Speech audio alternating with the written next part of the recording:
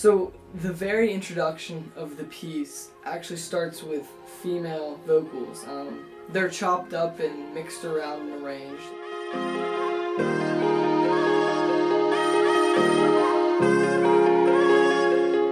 And the real influence at this portion was probably Skrillex, because he uses similarly chopped up vocals in more than one of his songs.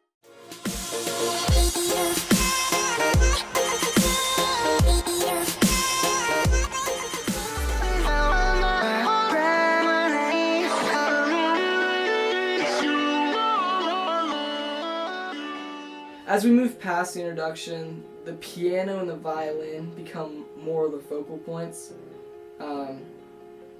There's also a piano solo.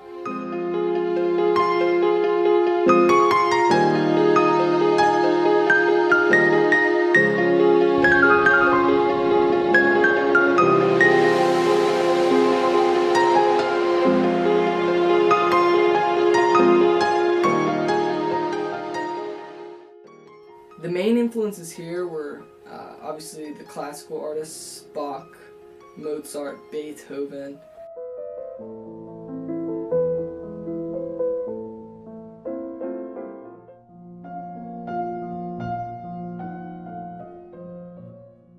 But it's also influenced by more contemporary pianists.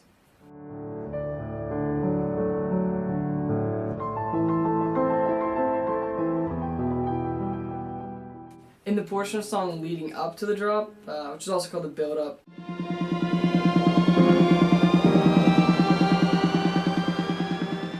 I wanted it to sound like a mix of classical and dubstep or house, which often feature these kind of build-ups.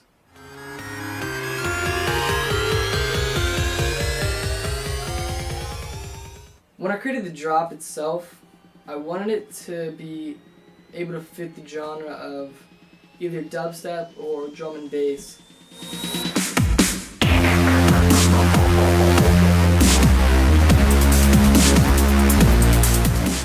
So the drums themselves are more influenced by dubstep, particularly older dubstep.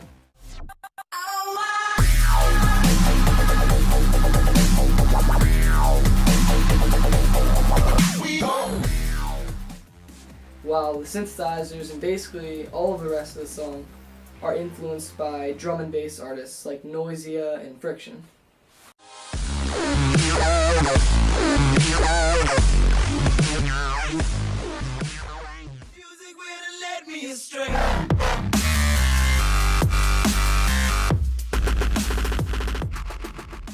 Following the first drop is the second build-up. The second build-up mainly consists of galloping drums. Galloping drums are really from rock, metal, dubstep, so those were all influences in that portion.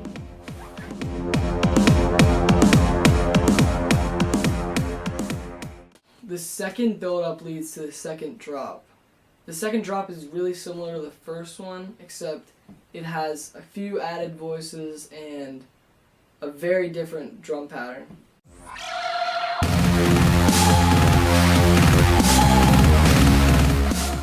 The drum pattern is really influenced by metal, primarily.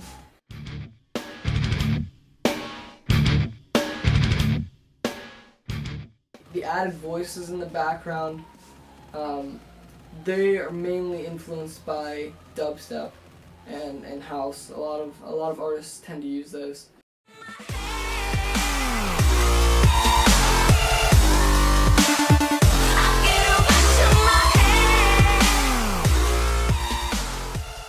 I created the entire song using a MIDI keyboard, but within the software that I'm using, which is Reason, I used a ton of different instruments. The introduction of the song mainly consists of piano, violin, white noise, but there's also chopped up female vocals. During the first build-up, I used a few different synthesizers to kind of create the suspense for the coming drop. I use one that goes up in pitch, I use white noise, and there's just one that generally gets louder and kind of builds up as the momentum grows. In the drop, I mainly use two things, at least I focus on two things. Those are the drums and the main synth. The main synth is composed of actually 4 individual synthesizers paired with each other with a really long chain of effects. Each of the synth is tweaked and modified differently. There are really hundreds of parameters. I used Thor, which is a built-in synth in Reason, for all 4 of the included synths. Drums, I used the Reason drum programmer, and basically it's just a bunch of samples put together to make a snare with effects, compression, equalizing, reverb, and same goes for the kick drum. As far as the hi-hats go, most of them I got from just an online library. They're all tweaked in some certain way, either a pitch is modified or they have effects on them. I use a sub bass as well, which is basically just a sine wave with a few effects to add the power. The second build-up mainly consists of drums, a synth, and white noise. The second drop uses most of the same instruments as the first, the drums, the big synthesizer, but the drum pattern is a little different. There are also choir voices which were added, which is an instrument in Reason that you can use and modify. So after all the individual instrument tracks had been laid down and the sequencing was done, I had to actually process the song, which entails, using equalization, compression, stereo imaging to really fill out all of the frequencies in the range, and also to make sure that the instruments don't clash.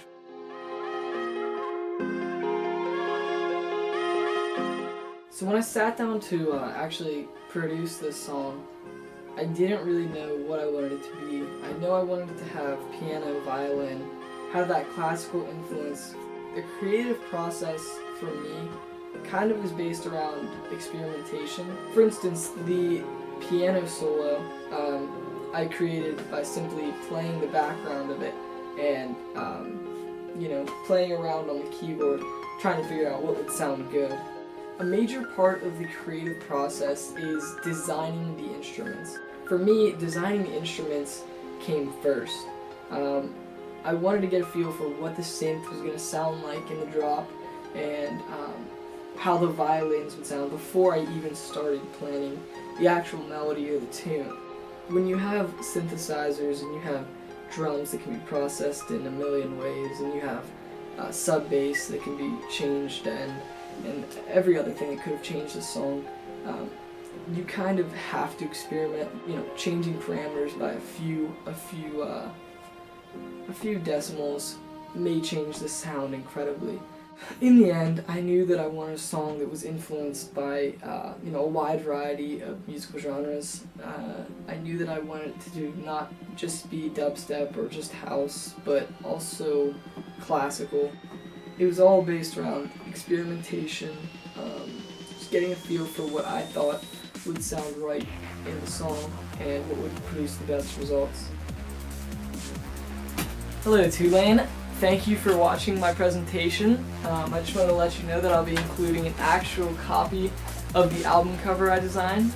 It'll be occupying the space of the box. And also that I'll be including a CD copy of the song along with this DVD. So thanks for reviewing my application, and I'll be anxious to hear back from you.